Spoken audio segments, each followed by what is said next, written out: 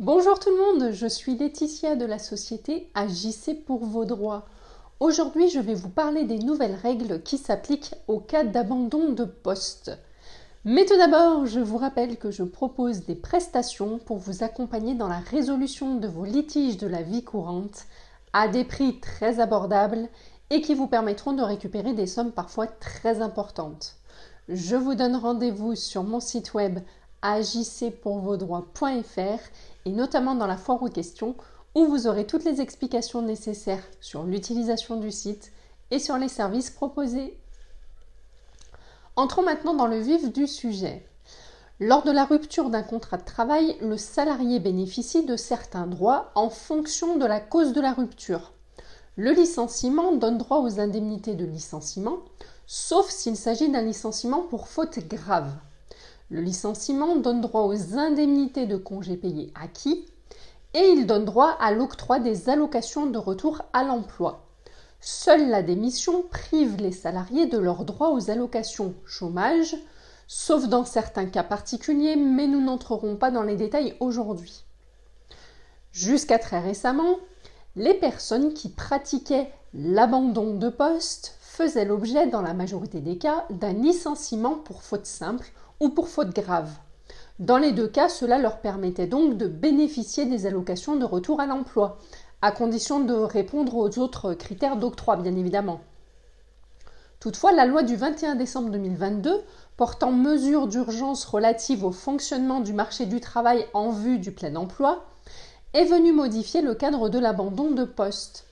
En effet, cette loi a créé l'article L 1237-1-1 du Code du travail qui dispose que le salarié qui a abandonné volontairement son poste et ne reprend pas le travail après avoir été mis en demeure de justifier son absence et de reprendre son poste par lettre recommandée ou par lettre remise en main propre contre décharge dans le délai fixé par l'employeur est présumé avoir démissionné à l'expiration de ce délai.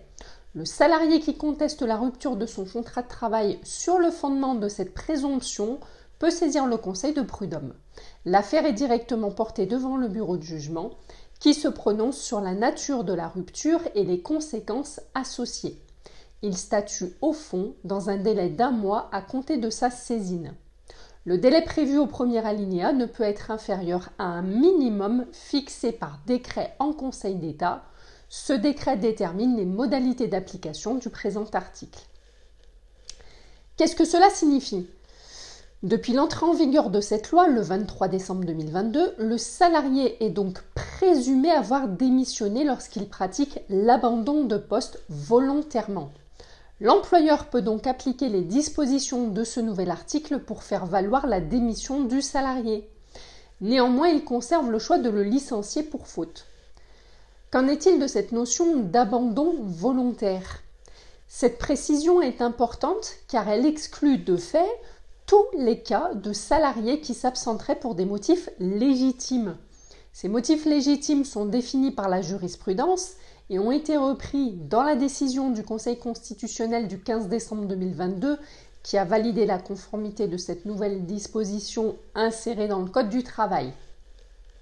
Le Conseil cite notamment les raisons médicales, le droit de grève, le droit de retrait, le refus par le salarié d'exécuter des instructions contraires à la réglementation ou encore le refus par le salarié d'une modification unilatérale de son contrat de travail portant sur un élément essentiel.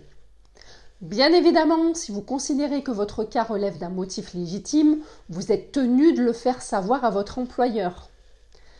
Précisons qu'un décret en Conseil d'État est censé venir déterminer le délai minimum qui doit être accordé au salarié pour justifier de son absence et pour reprendre son poste.